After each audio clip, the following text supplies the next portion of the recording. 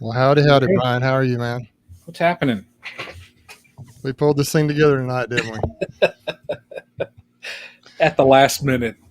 So we just this welcome everybody out tonight to the Stream Team Beekeeping Chat. We're glad you're here. We've had this thing going on for now 2 years plus a week, Brian, and we've probably missed a total of what less than 10 weeks, probably in that whole time frame. I would imagine we haven't missed very many. I don't even think it's been that many. I Yeah, don't think so either. In 2 years, I doubt if we've even missed 10. So that's pretty awesome. maybe 6, Maybe so, that I can 7. think of, yeah. So, but Yeah. tonight we're gonna, Greg. I don't think he's gonna be able to join us tonight. If he sneaks in, it'll be just for a minute. He is with the conference coming up. He is up to his eyeballs in just getting ready, getting things ready to go, getting things loaded up, and just obviously, as you can imagine, it's been a very stressful time for him. A very good time because he's able to come and meet everybody and able to hopefully, I think he's going to make some nice sales there. He's going to bring, I think he's going to bring a semi truckload, Brian, of stuff. Yeah. Yeah, it's a A semi lot of truck. stuff coming. So he is trying to get that all pulled together tonight. And he just said, man, I can't, I just don't think I can do it tonight. It was going to be on his channel. And Brian, I asked Brian whose channel he wanted to be on. He said, let's do it on yours. And so here we are on Bruce's Bees tonight. We appreciate y'all for being here tonight. So it's going to be Brian and I, and we do have a couple folks going to check in a little bit later. We have a couple topics we'd like to go over tonight. But it's so good to see everyone in here. Brian, I recognize a lot of names in here, and there's a few that I don't recognize, and so we're glad to have everybody in here. Yeah, I'm multitasking here. Yeah, we got Joseph, we got Joey Rawls, we got Grayson in here from Wildwoods Honeybee Farms, James Noel, we got Carl Chittum, and JB, Ed, Grizz Wingfield. Dale McMahon, Flower Street Farm Bees from Colorado. Brandon Souders. If I say your name wrong, I'm sorry. Brian Bennett, Catherine, Keith Spillman, Rodney Rowland, Russell Amond. If I miss your name, don't get mad at me. We got Randy in here for Trails End Farm, Kenneth Bach, Stephen Jane from S&J Honey, Sarah Burkdorf, Drop Dine Farms Chris, Edward Alsop, Alhambra Orchard and Apiary. Oh, the names are coming in here so quick.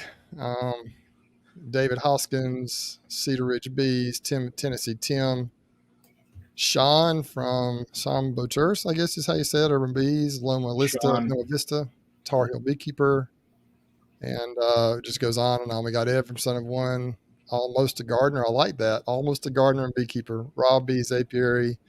JW Irwin's in here. Hey, JW. Met JW back at the Convergence. Russell Caskell, Triton. Oh man, you guys are staying ahead of me. There's a lot of people, yeah.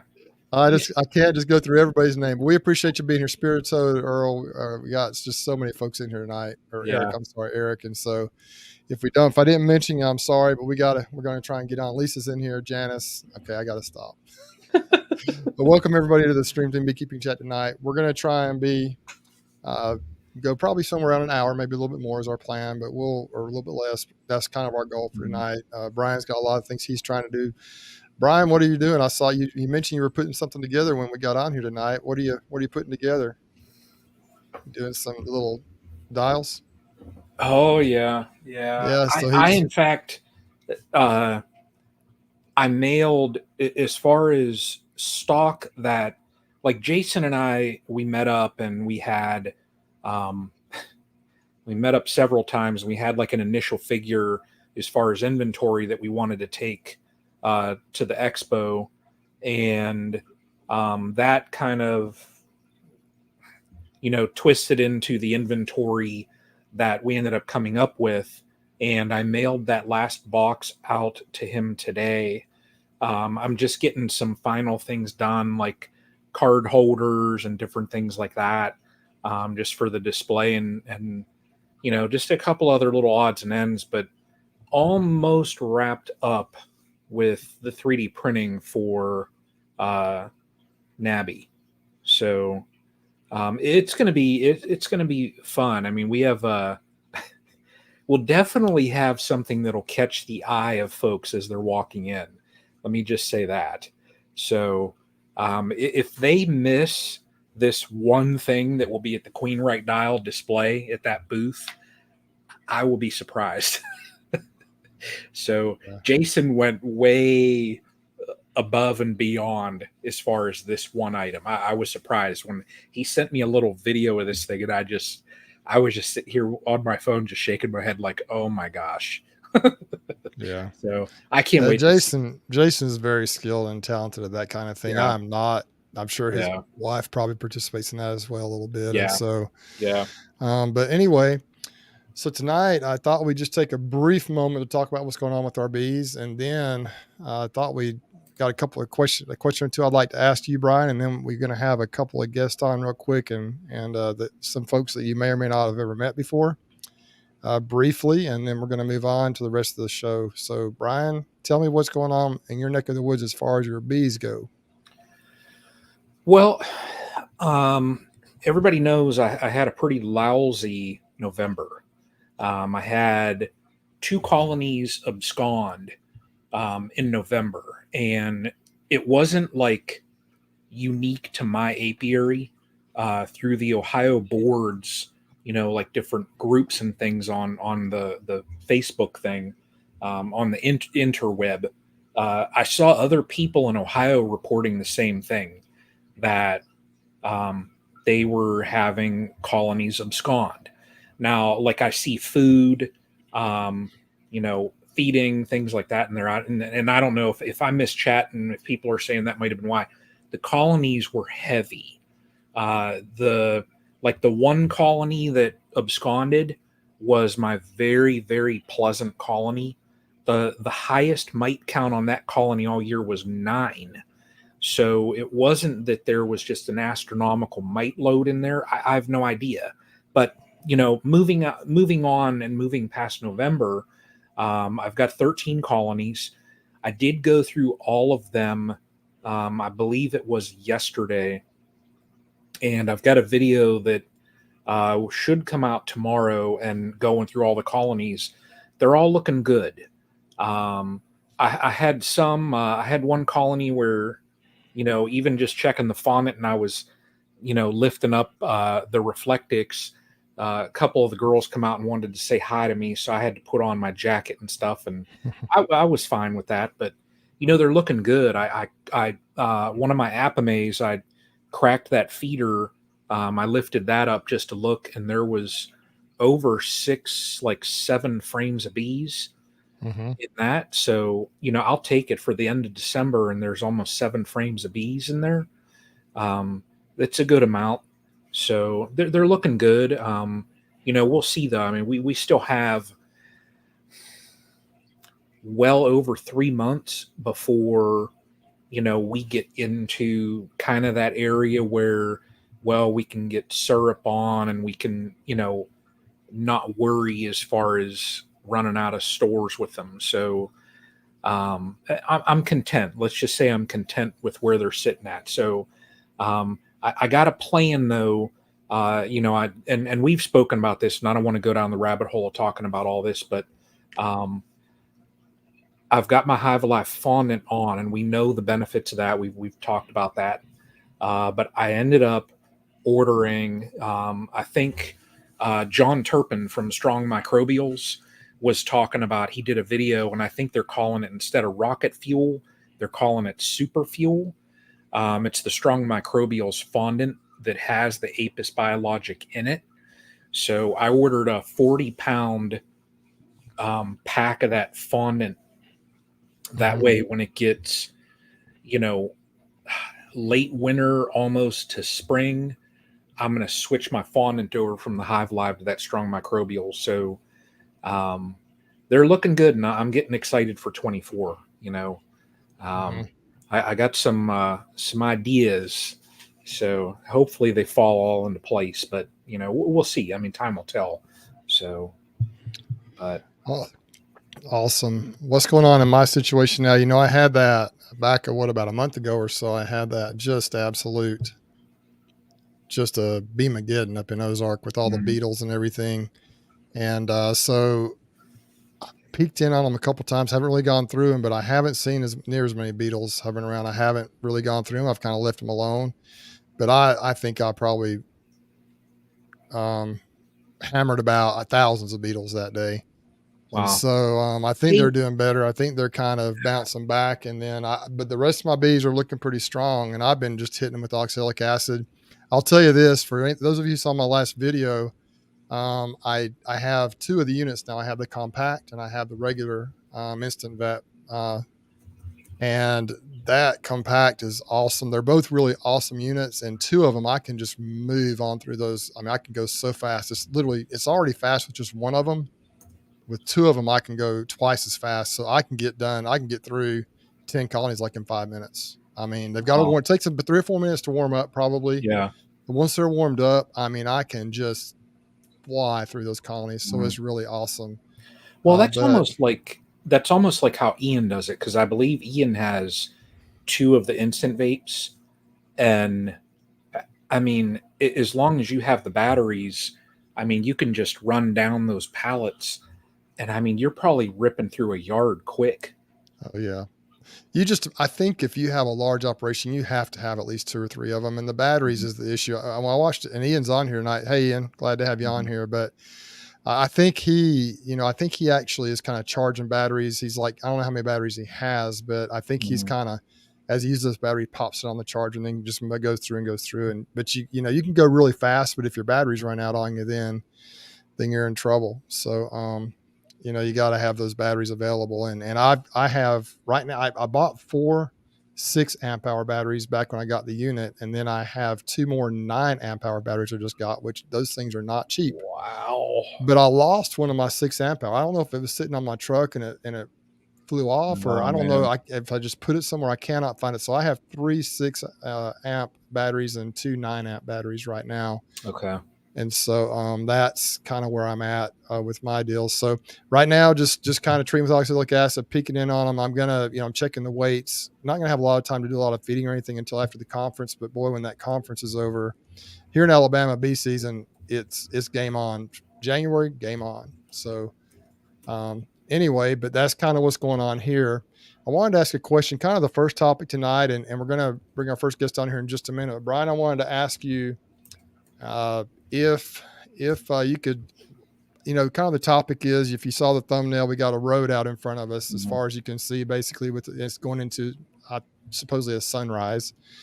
And so, what we've learned from the past and where we're headed in the future. So Brian, if you could tell us one thing that you have learned in the past year, whatever it is having to do with bees or just in your life in general, what would that one thing that I know we've all learned a bunch of things, but what would you say? What would you think that would be? Oh man! If you could just put a finger on it, it can be conceptual, it can be beekeeping, it can be community oriented, or if you want to think about it for a minute, we could bring our guest on and ask him that question while you think about it. No, I mean, I have it.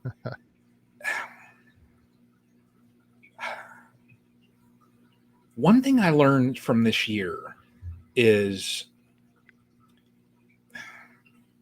I've been doing this now. This was my 7th year.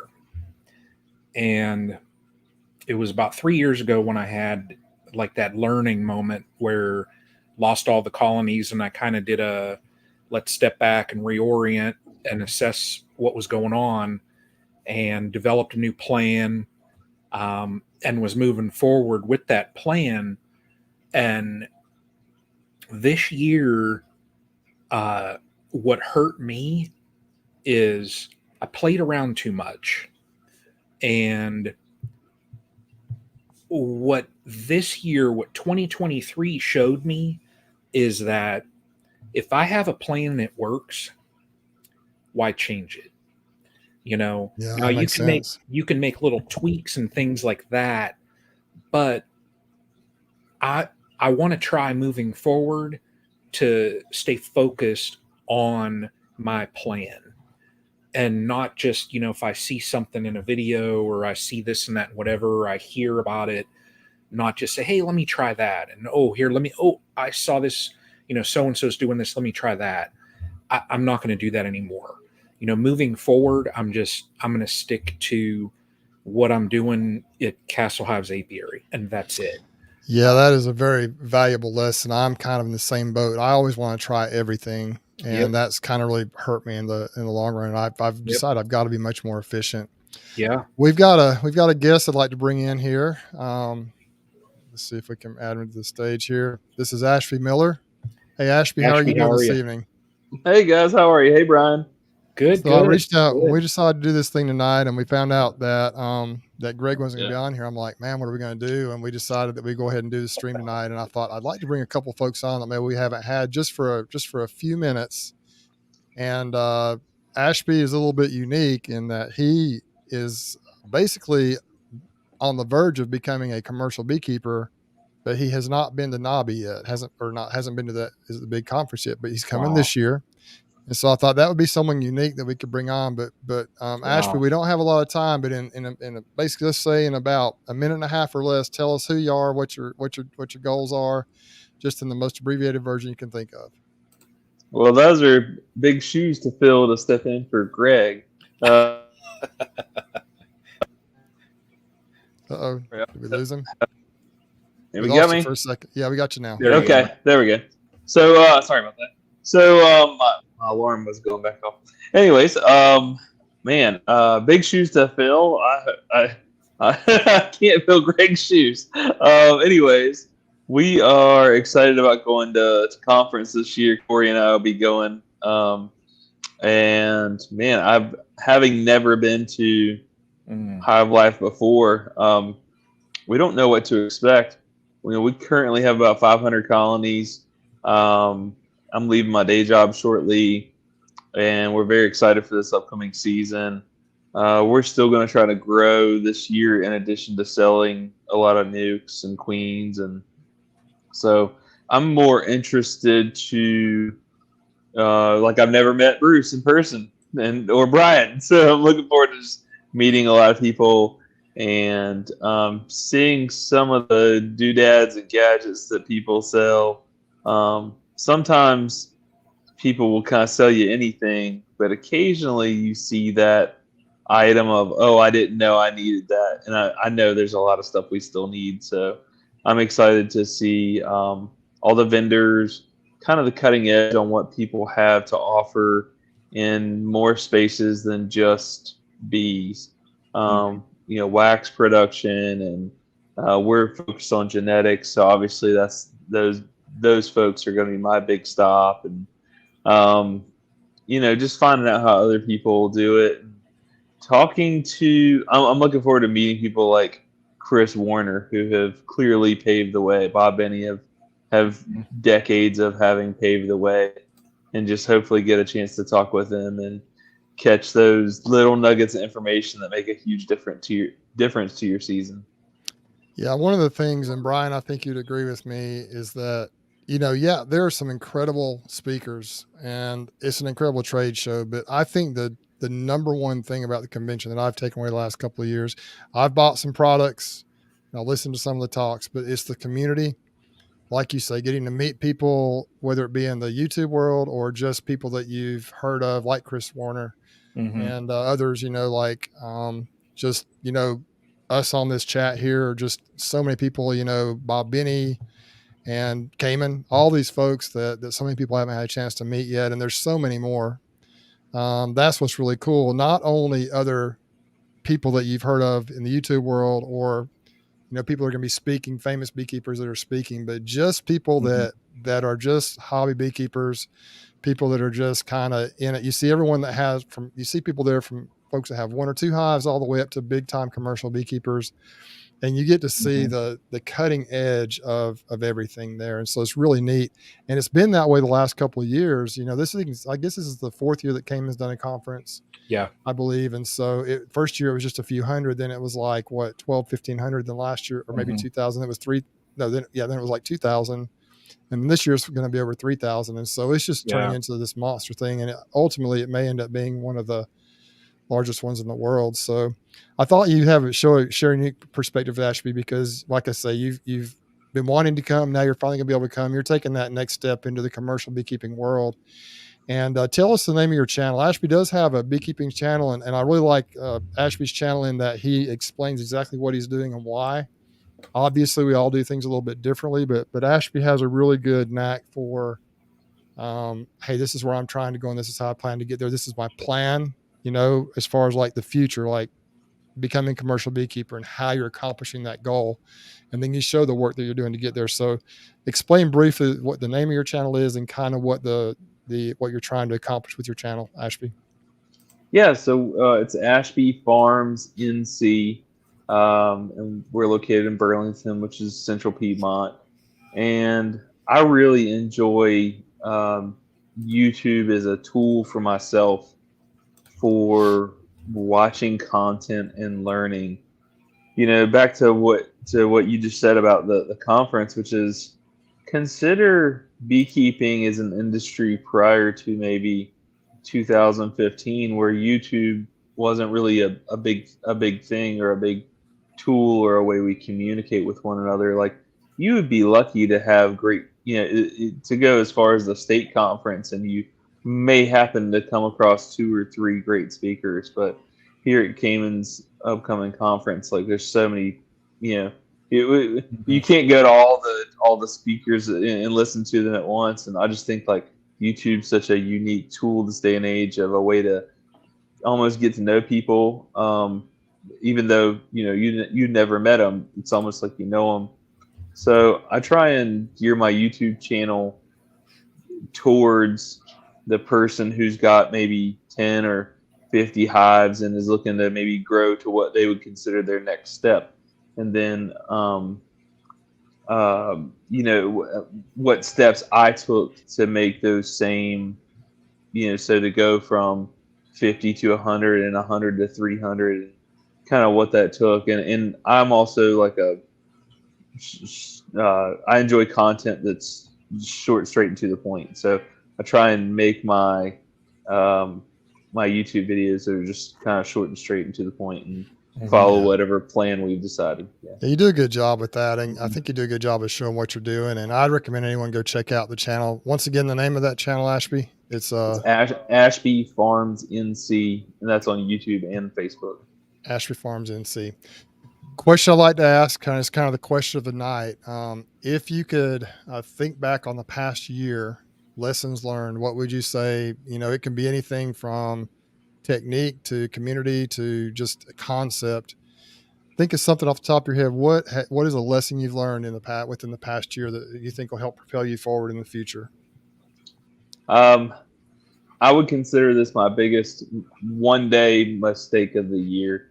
It was June the 5th, and our nectar flow traditionally ends right about that time. So I knew better.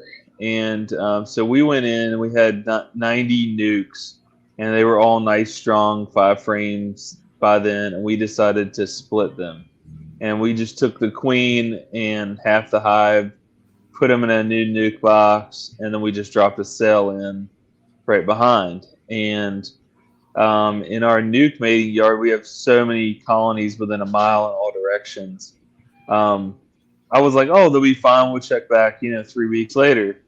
And so I know the day I made this mistake, but, we came back towards the end of June to do checkbacks. And those nukes where we had just kind of made them back, you set them back to like 2.5 frames of bees, got absolutely train wrecked. I lost 36 queens that were mated and viable. And then we had another 30 splits that didn't take and got beat up and robbed out. And it's like, as soon as that nectar flow ended, I mean, if you figure 36 viable colonies, wow, that's like $7,000. That's a big deal.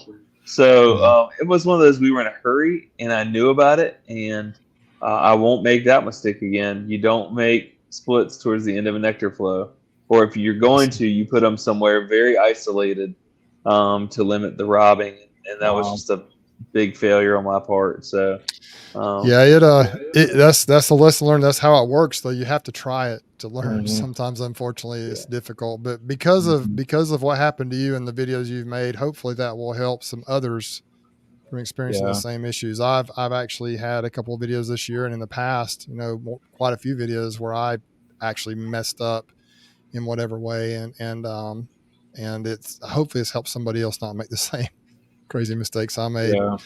As we kind of close this thing out with you here, Ashby, tell us what your goals are. I know you mentioned it briefly earlier, but what kind of is your biggest goal in the upcoming year?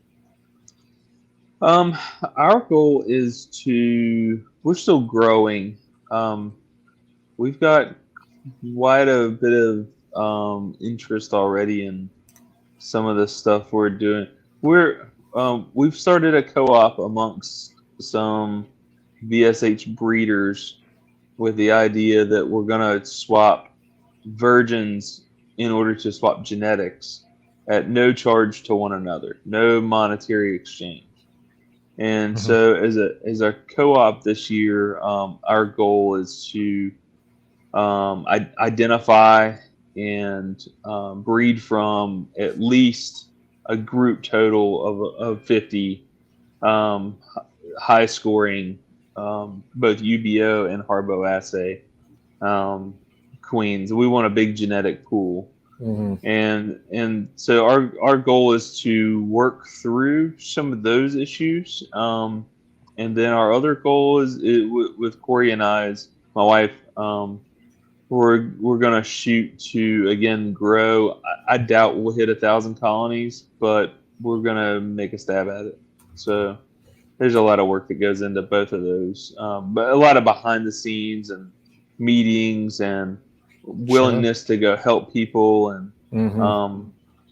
so I'm going to be assisting quite a few fellow beekeepers with doing UBO testing in the spring, and we're really focused on like a long-term 5-year plan here. So it's nice to have some people on board and really just focus on genetics at this point in time. Well, that's awesome, man. We appreciate you coming on here. I see a lot of people in here recognize you. A lot of folks on here, that have watched the channel, but I'm sure there's a lot of folks that may not have heard about you. So anyone who's on here, go check out Ashby's channel. It's some really good stuff. It's nuts and bolts, bare bones. Here's a guy that started, and his goal is to be the commercial beekeeper, do it full time, and he's grown his operation to where he's on the cusp of doing that. And so if you want to see how to kind of grow, and he obviously, Ashby, you have your own philosophies and ways of doing things, as we all do, but it's very interesting to see what you're doing, and you've found some success in it as well as you mentioned, you made some mistakes. And so we appreciate you coming on tonight. Well, I'll tell the whole audience, which is there's a handful of people I watched prior to starting this, and I really watched it with an eye of like, I'm watching for their screw ups. And one of the people I watched is Bruce's Bees. Bruce and I discussed this on our own private calls outside of this. But showing your mistakes on YouTube can lend so much help to others. And watching Bruce go through some of his issues, I recognize like, I think I can go about that a different way. And so my gratitude goes out to the Bruces and the Bob Bennies and the Ian Stefflers of the world, the people who selflessly put out their content and spend a lot of time editing. Absolutely. We had a really nice interview back earlier in the spring, and we were on probably for an hour, give or take, Ashby, if I remember correctly. And it's on my channel here at Bruce's Bees under the Intentional Beekeeping playlist.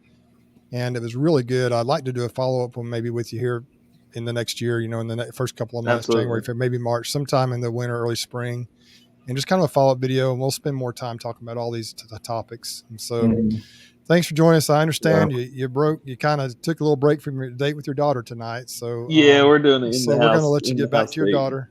I'll let you get back to your daughter tonight. Thanks, guys. Appreciate having you on. Ashby, Merry Christmas.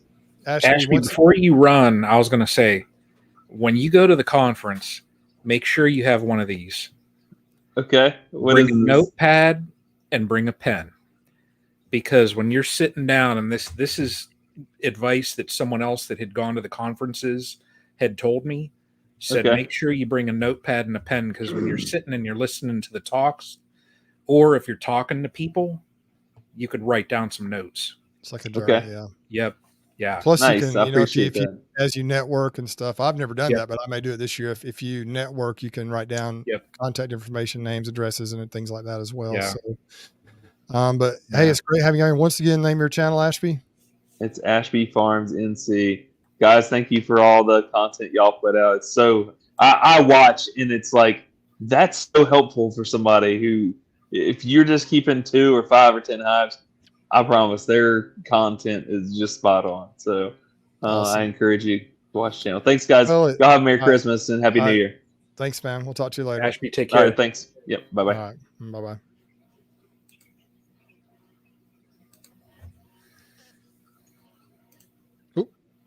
What'd I do? There we go. Nothing. Okay, good. All right. Hey, if you could maybe put a link to that, if you can find that video while we're talking, Brian, up to the Ashby Miller video I did, and maybe throw it up in the comments. That'd be great if someone wants to go back and watch. That was really a good video. And so we got another friend of mine down here in the back office waiting. Close friend of mine. Let's just bring him on. And here you go. Hey. Hey guys. How you doing? This is Brian Lee and his son Andrew. And if you ever watch the videos, you'll see them in the comments quite often. Brian has become a close friend of mine. He lives up in the Birmingham area.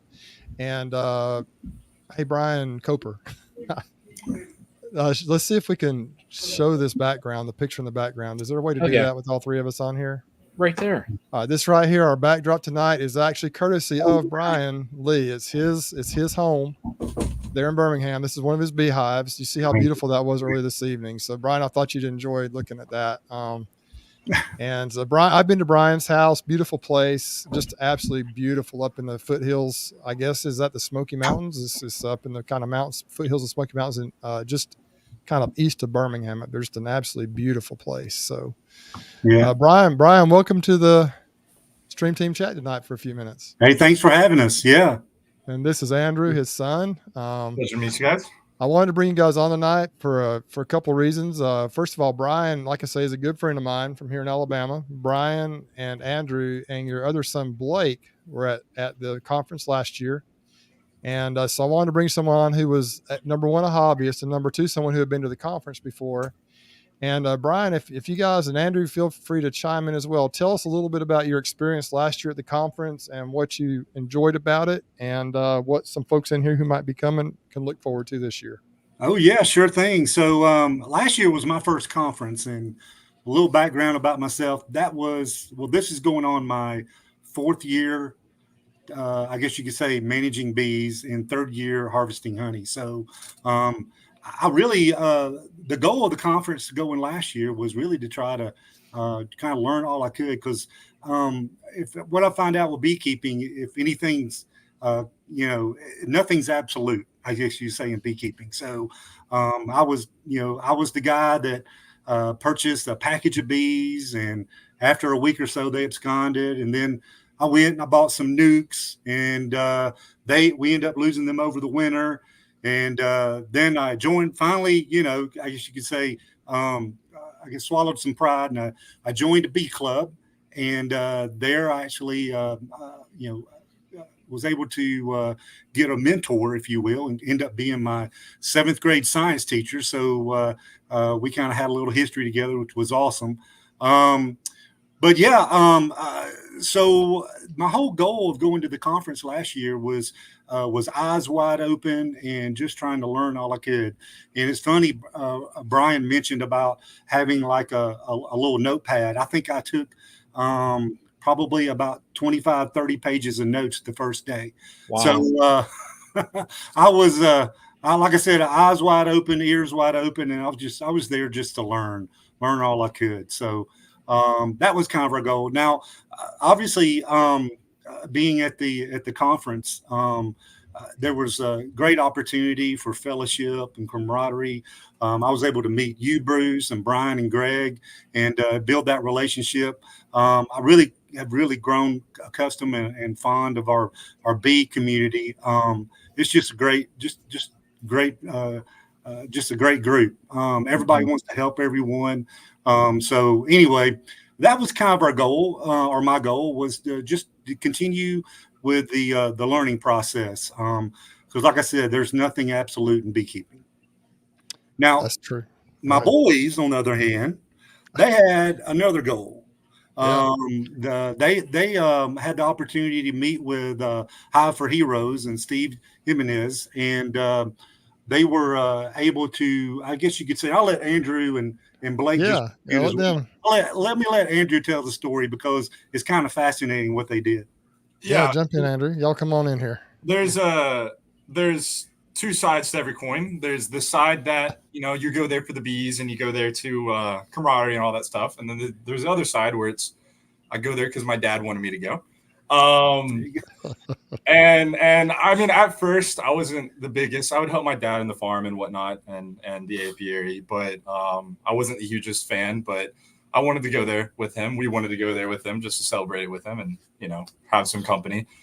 And then it's not that I was bored per se, but it was more of like I wanted to make myself more interested. But it was a great time. There's just, I enjoyed everything about it. And so I went and met with Hives for Heroes, and I was like, hey, what if I take the sticker and I got my dad that trailer?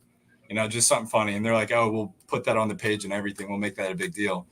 And so my brother and I, we spent the rest of the 2 days just trading up. Like, I gave someone a sticker, they gave me a towel. I gave that towel to somebody, they gave me a suit, like there and there often. And that at first I could say I was bored, right? But then I was like, I'm bored because I'm making myself bored. There's thousands of things you could do at that conference that, all you have to do is do it. And that's something that I found from that. And it was, I'm the youngest one there. I'm not going to say that to any of you guys. But it was I didn't know what to do at first. And so then we did this, and it was a blast. I loved everything about it. It was really fun. I'm excited to be there again this year. Maybe try to trade up again and see where I go from that. So what they were able to do is the whole goal behind this, if you know Hive for Heroes, it's a wonderful mission. And so I told the boys, I said, whatever you trade up to, whatever that fair market value is, Dad will donate that, because they're probably going to get some pretty good merchandise, right? So I'm going to keep the merchandise, but I'll donate whatever that cost is to Hive for Heroes. And we ended up trading up. John Hilco was gracious enough to trade up one of his uncapping tanks. And so we were able to take, or I was able to donate the cost of that uncapping tank back to Hive for Heroes. And so go ahead. Our goal is we're going to do this trade up part 2, hopefully this year. Yeah. So if you're a vendor, look forward to the Lee boys coming by and kind of see if there's a way we can help Hive for Heroes. Yeah. So Lynn Warren here says, Andrew, you're the one to look out for. And Lynn is actually going to be my mentee for Hives for Heroes. You brought that up. That's a tremendous program and opportunity for folks to help out our first responders and military veterans. I think it's both active duty and veterans, those who are no longer in active duty, I believe. But anyway, it's an opportunity to help out those who have given so much for us. So I'd encourage anyone on the chat tonight, if you haven't thought about, or if you're not familiar with Hives for Heroes, to go ahead and sign up as a mentor if you can. If there's anybody on here who has not gotten into beekeeping yet and would like to have a mentor, and you are a first responder or military person, go to the Hives for Heroes website, and it kind of it'll walk you through what to do to become either a mentor or a mentee. It's a tremendous program, and it literally has saved lives, of people, because there's something about the bees, the bugs in a box, that is therapeutic, and it can help people in so many different ways. If a lot of people, I think they struggle with, different addictions, alcohol, depression, a lot of different issues, because you see a lot of things in the military as first responders. And, if you can become affiliated with bees and receive that therapy that they can give you, maybe you can stay away from some of the things that are really dangerous. And so, not like stinging insects aren't dangerous, especially in my bee yard, right, Andrew? Hey, listen, I had these guys. I was feeling tough. Brian and Andrew came and helped me out when we pulled honey this past summer. I appreciate you guys. And Andrew got lit up pretty good. He didn't I kind of was surprised when he walked up as close to my bees as he did, but they got after him pretty good, and he was running across the yard there pretty quick. It was pretty funny. I wish I would have gotten it on video, but I didn't. So anyway, but Brian, I want to ask you a question tonight. Thanks for coming on for just a few minutes. Tell us, of all the things this past year, I mean, I know there's tons of things you've learned. We all have, but what thing may have stood out to you the most when it comes to either beekeeping, with working with the bees, or the community, or just what kind of have you learned this year that you can take into the future? Yeah, so I guess from a bee perspective, I think I grew. So I'm a hobbyist, right? I started off in March. I had 6 hives, and toward the end of the season, I had 25. And so that was just way too much for a backyard, beekeeper. And so I think this year I'm going to learn to kind of manage my splits a little bit better. But I had to, because they were just growing like crazy.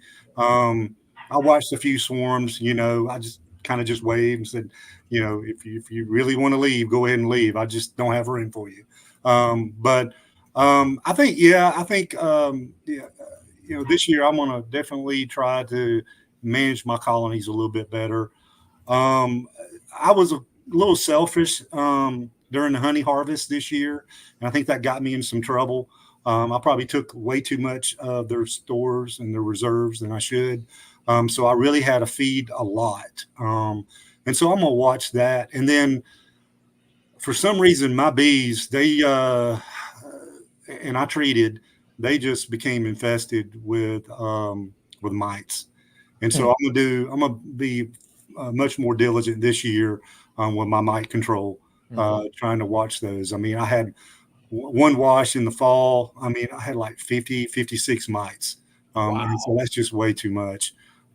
So yeah, that's the goal. I'm going to try to manage. I don't want to get back up to 25. That was, like I said, that was a lot of work for a backyard beekeeper, but I'm going to try to keep it anywhere between maybe 15 to 20, and we'll see what happens. Yeah.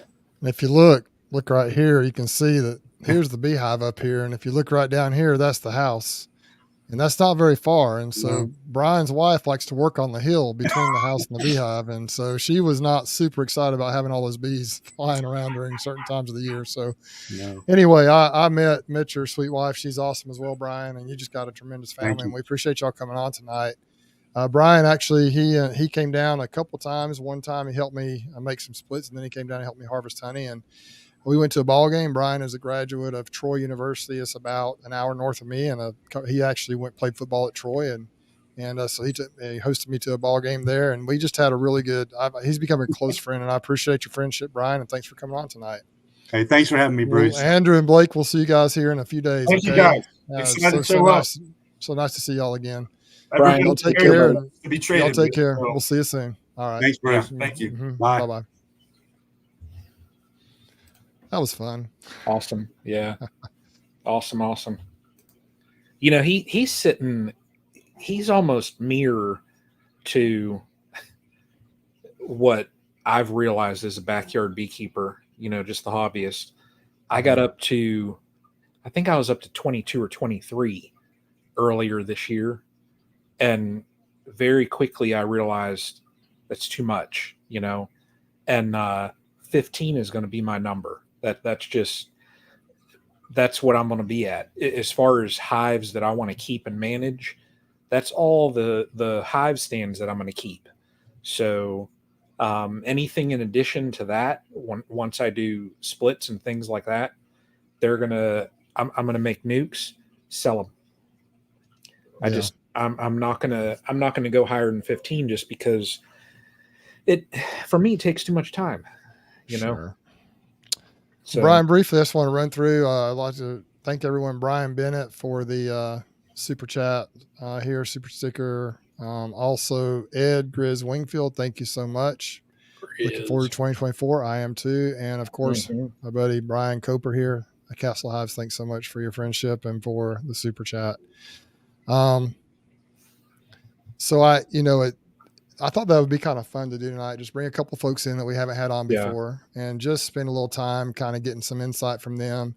I just think Brian Lee is just one of the just a cool guy, just a great friend, and he's been willing to help out. He's driven all the way from Birmingham a couple of times down here to help me out, and I know he's learning from it, but I'm just enjoying the help, and I'm learning too, you know. And he'll often call me and he'll ask me about his bees, and we'll kind of walk through it. I'll talk him down off the cliff sometimes a little bit. He gets a little bit worried and upset about things, and which everybody does, you know. As a new beekeeper, he's been keeping bees, I think, just 2 or 3 years now, if I'm not mistaken. I might be wrong on that. So he's pretty new, but he's done it. He did a tremendous job building his hives up this year. But there was a time, I think, when we were in a dearth and the bees were just, his poor wife's out there trying to work in. She's got a beautiful, on the whole side of that hill right there, she's got a beautiful garden area. And I think they were just all around and just giving her heck down there. So he's like, I got to do something. And he moved. I don't know if he's moved him, but I think he moved up on the hill a little bit more. He lives basically on the side of a mountain, so you can move him up a little ways up there. But you know, you kind of, that's what you do. You kind of settle into what works for you, the number of hives that work for you, and the techniques that work for you. And we're always, you know, every year we're learning. And that's one reason I thought tonight, this being the last video of this year with the stream team, I thought it'd be great to talk about lessons learned and then kind of looking into the future. And Brian, we talked a little bit before. Yeah. Thanks, Greg, for that super chat. Also, JW, Greg must be watching. I'd love for him to hop in here for a minute, but he's real busy. He may not be available to his setup there. So, and JW, thanks so much as well. We'll see you next week. But I really think that that's one thing I love about beekeeping is you can always learn. It's always changing. You know, even if the techniques you're using and the genetics are the same, I mean, the weather changes. You know, you got different weather. You got different plants that produce on different years, and different pests and different, you know, there's different situations. And so every year is so different. And that's one thing that keeps it fresh and interesting. Some of those changes can be devastating and very frustrating and make you want to just quit. And other things that happen can be super positive in a learning experience. And that's one reason I think it's therapeutic and it keeps us going, because it's just obvious. Honestly, there's a wonder and there's awe every time you kind of see what those bees are doing. Even if it's a negative thing, you can just learn, and it gives you an opportunity to learn. It's really my sweet spot. It's my therapy, getting out there in those bees. Even when things go wrong, sometimes it's very discouraging, but you know, it just helps me learn how to be better, you know, how to be ready for something in the future. Yeah. How many bees do I have, Brian? When it comes to colonies, I think I'm around 100 right now. I have lost some, but I think many of them are going to be in pretty good shape coming in the spring. I hope. You never know, but I mean, just looking at them, they look pretty healthy right now. And I've really been working pretty hard on my genetics. Thanks so much, Lynn. Once again, Lynn is the mentee with Hives for Heroes that I'm going to be working with a little bit here. She tried beekeeping in the past and kind of struggled with it a little bit. I think she lost her hives. We're going to start over, and she's going to hang out with me some this year. We go through my hives, and then maybe within the next year or so, we'll be able to get her some nice, strong colonies going. So I'll look forward to working with Lynn. She lives, I think, just across the line down there in Florida, but she's pretty close here. So Lynn's going to have some experiences. I hope she has some good protective gear, because we're going to probably get into some colonies that are a little bit feisty there. So going to the Mexican restaurant Wednesday. I don't know that I'll be in Louisville Wednesday. I have no idea. I may or may not. I'm going to at least make it part of the way up there. It depends on when we get out of town here. I do hope to be there by the time everything kicks off on Thursday afternoon, but I'm not sure if I'll be there Wednesday evening. I probably won't. I have to work on Wednesday, so I probably am not going to be leaving out of my place until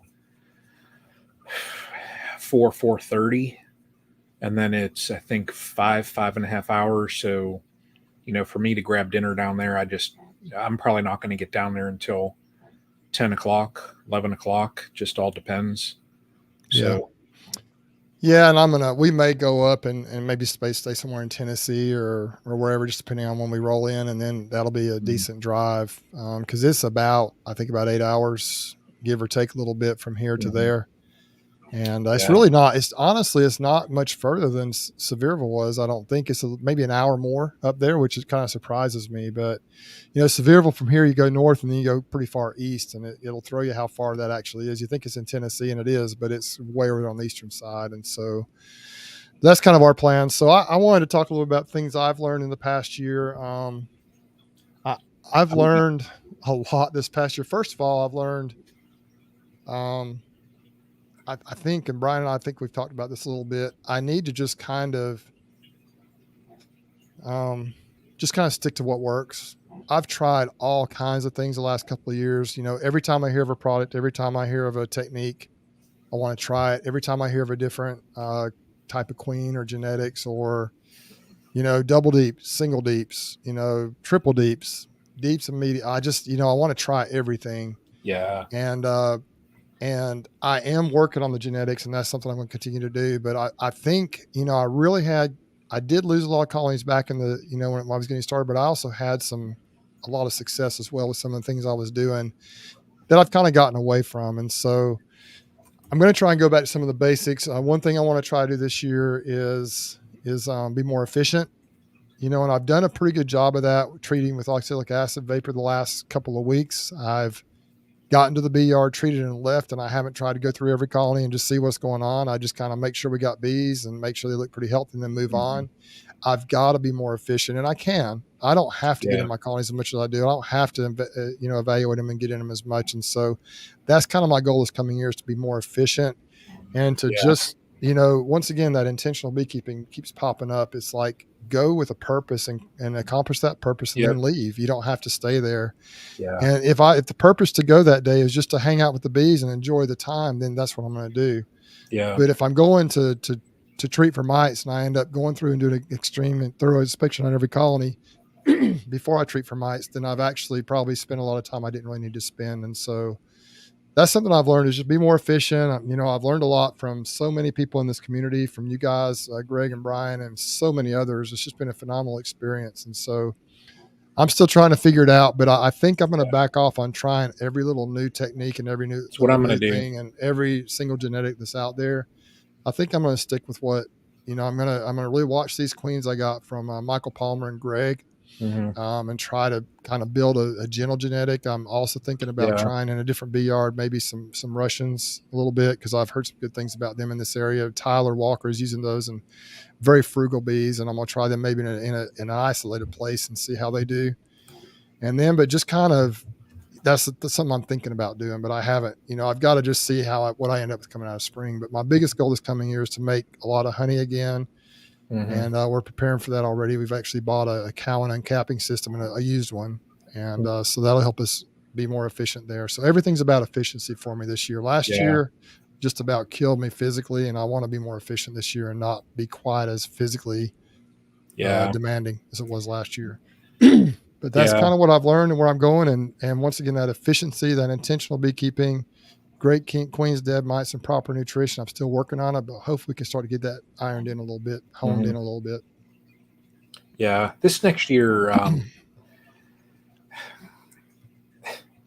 I'll probably, as far as my strategy that I've had up to this point, being the Northeast Ohio beekeeper, where I keep all my colonies in double deeps, it's just, it's just par for the course and everybody does it.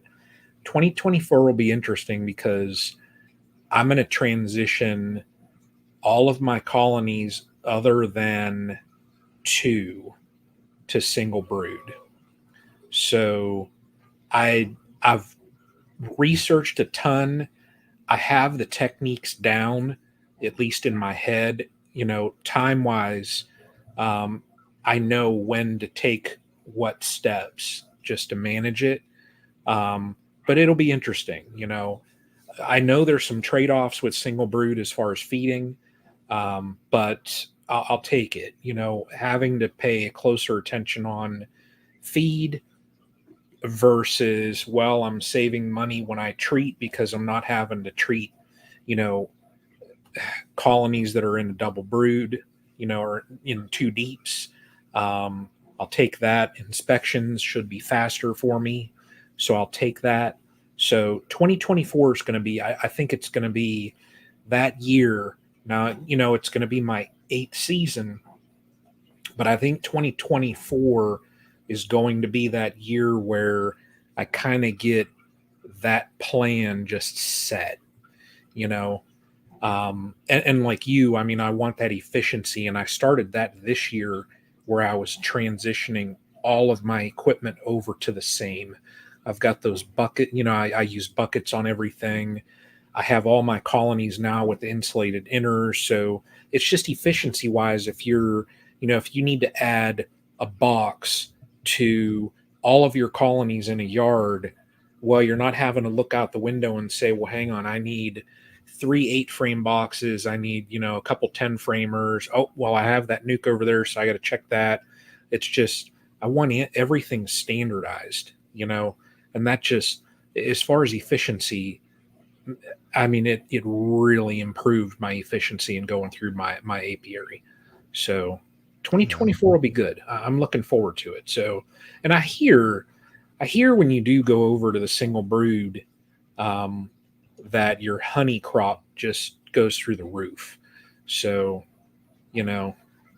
And Jason's got to ruin it for me. You see what he says? He's got to ruin it for me. Nothing ever seems to go, according to plan. Don't ruin it, Jason.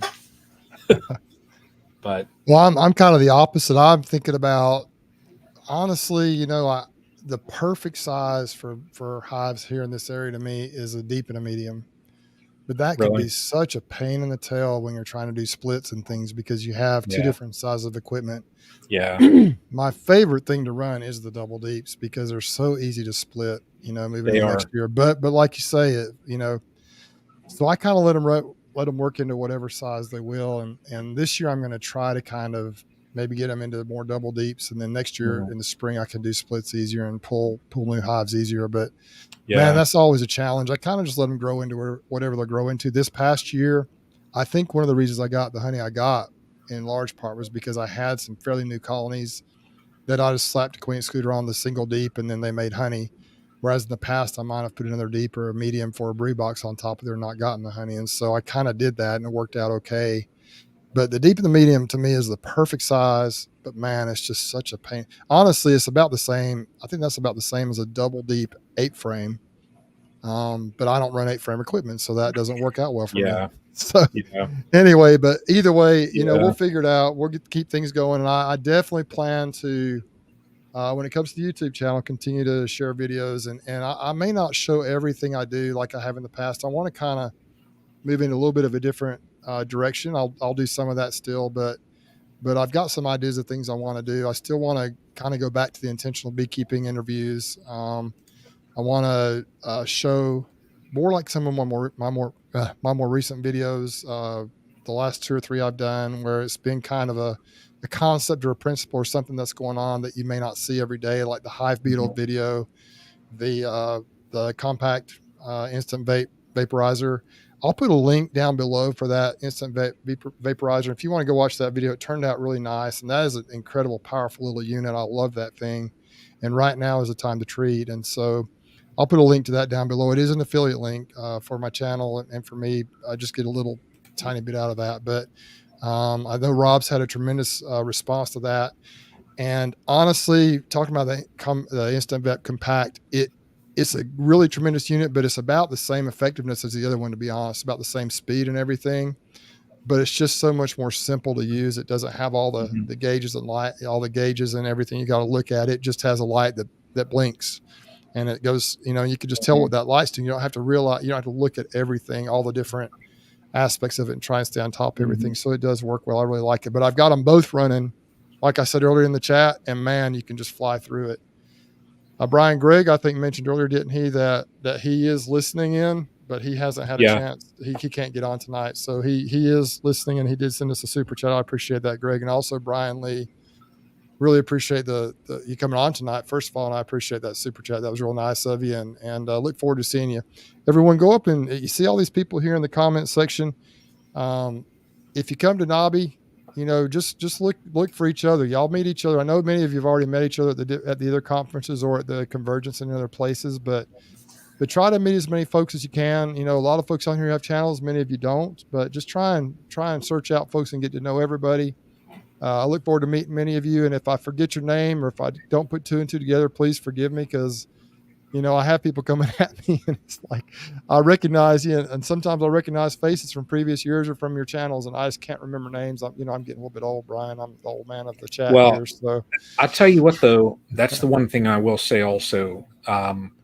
If I met you last year for the first time, last year I was hit.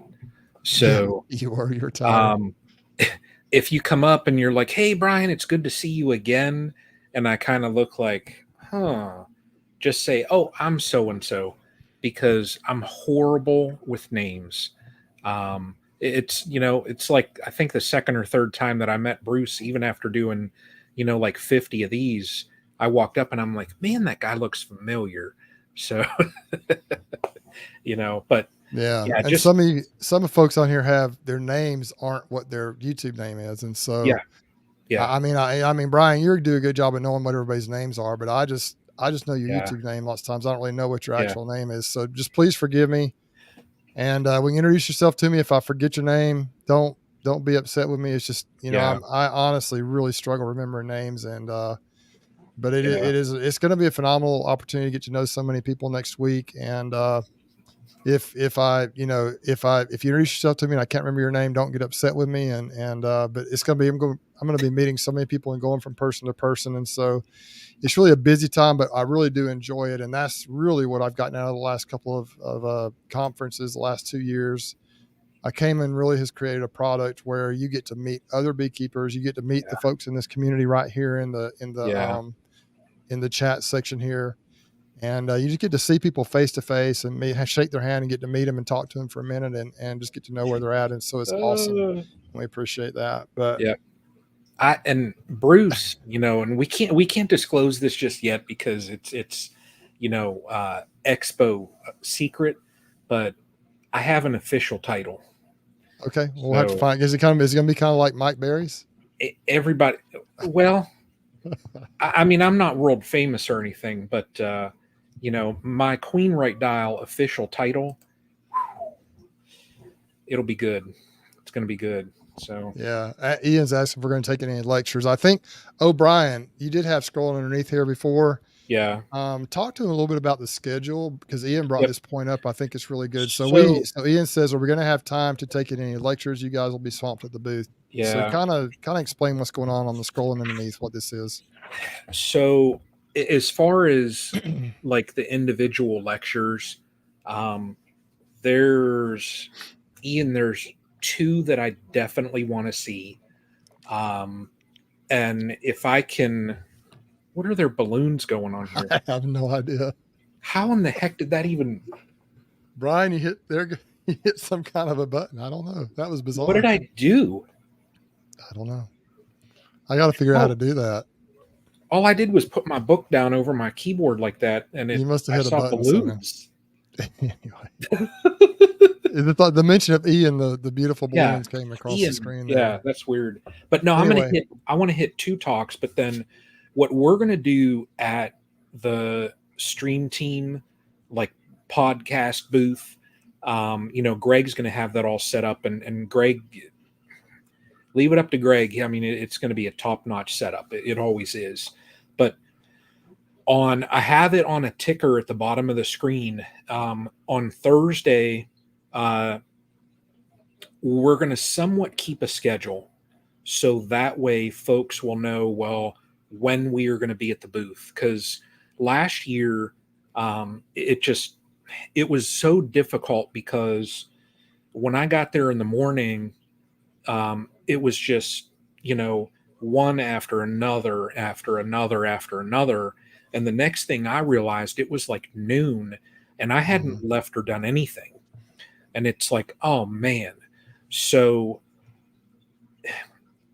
that way, so that like Greg can man his booth, I'm going to have things to do with the Queen Right Dial. Bruce, I'm sure there's things that you're going to want to do. We're going to keep a schedule. Now on Thursday we have, and it's basically the folks that I've confirmed, they're VIPs that are listed at the conference. So, like earlier, Ashby had said about Chris Werner. Well, we're going to have Chris Werner. We're going to interview him. But on Thursday, we're going to have Lawrence Edwards from Black Mountain Honey. He's coming from, over the pond. He'll be over. He's from overseas. I know he's like, his channel, if anybody watches him, he does no nonsense beekeeping. He's just, here it is. If it doesn't work, I mean, he shows you everything. And he just recently, in one of his videos, he spoke about that, being transparent and showing failures. That way everybody learns. But we're going to have Lawrence shortly after it opens up on Thursday. So that'll be like 1 o'clock. So I wanted to get him because he's never been to something like this. And I wanted to get him like, 15, 30 minutes into it just to get his like initial impression. What do you think of, about the conference? And then we've got Cayman slated for later in the day on Thursday. So had talked to Cayman and, definitely, I mean, we wanted to sit down with him for a couple minutes, and he was like, well, as long as my voice holds out. And we just kind of thought, well, Thursday might work then, because if we tried to connect with him on Saturday, by that point, he's just going to be, burnt. So Thursday, we're going to have Lawrence and Cayman. Friday, we've got Dr. Cameron Jack and then Dr. Marla Spivak on Friday. And then I'm thinking Chris Werner is going to be later on Friday as well. So we'll have those three. And let me throw that little ticker up there. And then on Saturday, I know we've got Richard Knoll. He's coming from France. He's coming back over. So we'll sit down with him. And then Blake Shook. I'm just trying to iron out some times with Blake. He's speaking. So, just trying to coordinate schedules and things like that. So those are the 8 that we have so far. The schedule that we have, it's on Facebook in the Stream Team group. I will update that. So when everything is all confirmed and, I think most of the schedule is confirmed, I will keep it on there. Once everything is all set, I'll probably post it on the NAHBE group page as well. That way, if anybody wants to, you're going to hear, like Cameron talk, and you're going to hear Marla Spivak talk and Chris Werner and those folks. But if you just want to, listen in on a little interview with them and, potentially meet them as well, they're going to be at the booth. So it's going to be awesome. Really looking forward to that. So, but, my time at the conference, just to kind of piggyback on what Ian said, I want to hit those 2, lectures. And then I'm really looking forward to those interviews that we'll do. But then set aside from that, it's just going to be the fellowship. Afterwards, I can always watch. Cayman is going to provide the videos. So I can always watch those afterwards. But the time just being there and spending them with, like you, Bruce, and just meeting all these people, to me, that's more valuable. So that's my game plan. So, yeah, I am not going with any type of a game plan. I'll try to be at the booth when I'm supposed to be for these interviews. Beyond that, I'm just going to I have no set schedule. I know a lot of people like to kind of plan that, and you almost have to if you're going to the conference for the speakers and so forth to try and catch as much as you can. But I'm just going to kind of show up and I just let the mood, just let it kind of go where the wind may blow me. I'm going to be looking at products. I'm sure I'll be buying some. That's right, DC. I'm winging it for sure. It's worked good for me the last couple of years. Why stop now? But I'm sure I'll end up with some products. There's some things I want to look at. I want to spend some time in the trade show. I want to spend some time. I'm sure there will be a couple of speakers I like to watch and just kind of wander around, get to know everybody. Someone asked if I'm bringing honey to sell. Last year I had some at the Nature's Image Farm booth. Didn't sell much of it, and it was just kind of I don't know. I don't know if I'm going to bring any or not. I may bring just a very few bottles, maybe like a dozen bottles or something. But I'm not there to make money. I'm not there to sell honey. I'm there just to kind of enjoy the experience and be there and meet all you guys. And but I think, Brian, this is a good plan with what you've done, because with what we've planned on, because we can both we can have set times when folks can come and meet with us, and then we can also go ahead and get out there and do some things we want to do, meet folks in other parts of the convention center as well. Because last year we ended up pretty much hanging out at the booth, and I know Greg and his family were trying to do business, and it just, I think it's going to work a little better to have some sort of a schedule. Yeah. And so we're getting to the point where we almost have to do that, but definitely come up and meet us, talk to us, and don't be hesitant at all. If there's anyone in here who's a little bit of an introvert or a little bit afraid to just approach people, don't hesitate to do it. Just come up, say hi, introduce yourself, and because we may not recognize who you are, and I'm not sure what I'm going to do video wise. The first year I had a fun video. Last year I did a little video, but I'm not sure how much I'm going to do this year. I really just want to enjoy the experience and be able to focus on the people.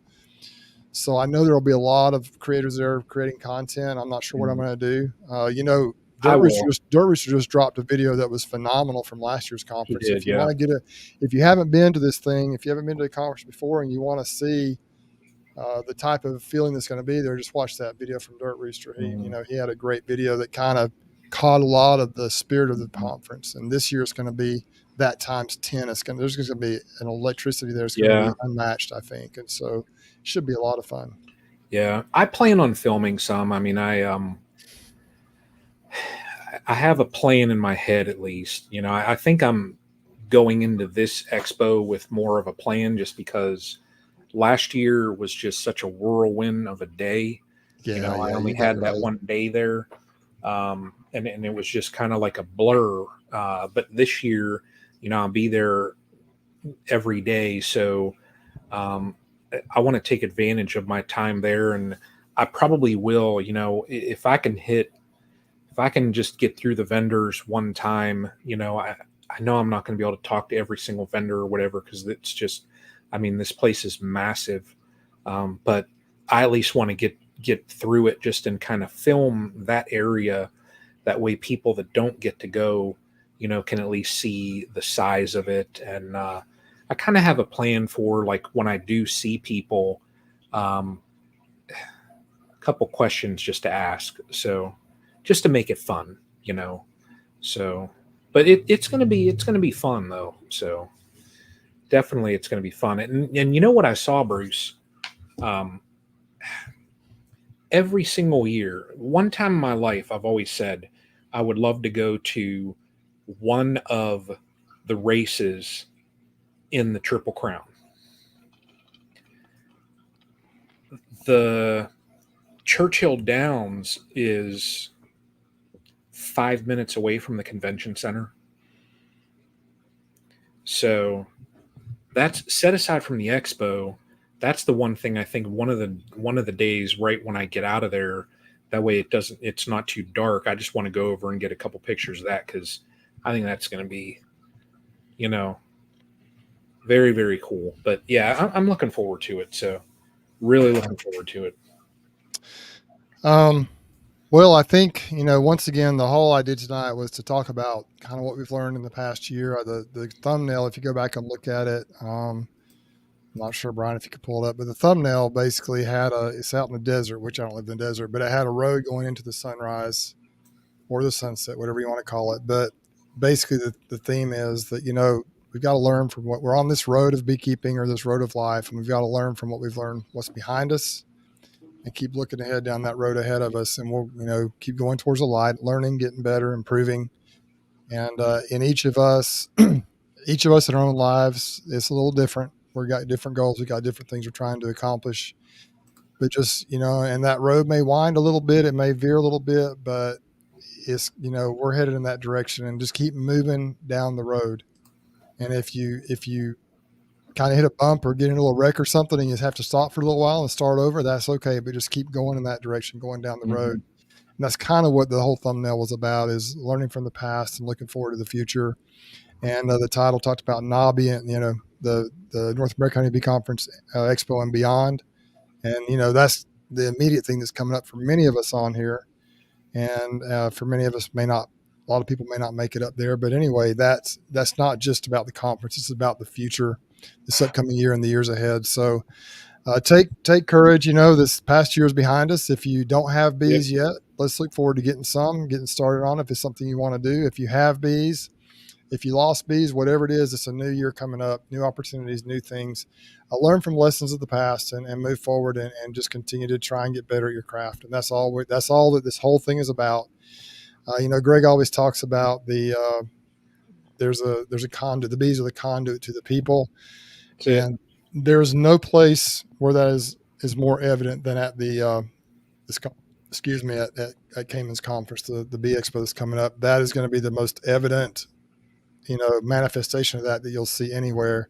Mm-hmm. Bees the conduit to the people, because of course people are there. We all love bees, right? But the community, the electricity, the people that you'll meet, and the opportunities that you'll have at this conference are unmatched, I think, in the beekeeping world. I mean, I know there are other conferences elsewhere, but this thing is quickly turning into probably one of the largest, if not the largest conference in the world. And so it's pretty neat stuff. So, and it's accessible to everyone, anyone. There's going to be people there from all over the world. Yeah. Real excited about it. So if you can't make it though, just be looking for the videos coming out. A lot of creators will be doing videos on it, and you can kind of get a feel for it and maybe put it on your goal for on your list for next year to try and go. Yep. It's well worth the time. But anyway, Brian, we don't have Greg on here to close us out. You got any final thoughts for us?